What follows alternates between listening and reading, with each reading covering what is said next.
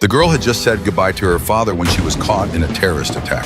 Her father survived the explosion and immediately rushed into the smoke to look for her, but all he held in his arms was a corpse. So the man took out all his savings and asked the police to find the murderer as soon as possible. However, he got was a perfunctory response because it would affect the politician's election campaign.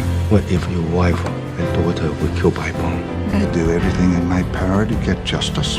So, I've chosen you. Soon the man was kicked out of the office. Then the man went to the toilet, took out 2 bottles of explosives, hung them up with a rope, and finally lit a cigarette. By the time he walked out of the government building, the explosives went off.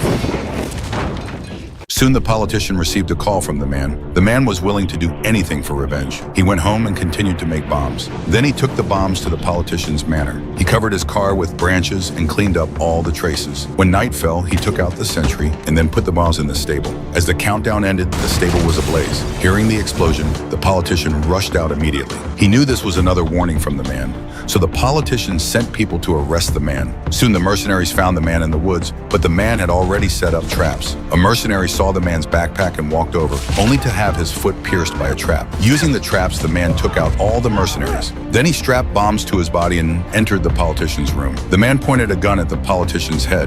Facing the man's threat, the politician had no choice but to tell him the information about the murderer. Subsequently, the man disguised himself as a maintenance worker and entered the terrorist's residence. This raised their suspicions. They demanded to search him. Suddenly, the man kicked down a terrorist and snatched his gun.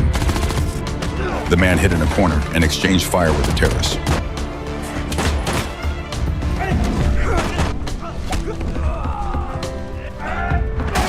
The last one came at him with a dagger. The man used his stocking to block the attack and then looped it around the terrorist's neck and strangled him. By the time the police arrived, the man had quietly taken the elevator and left.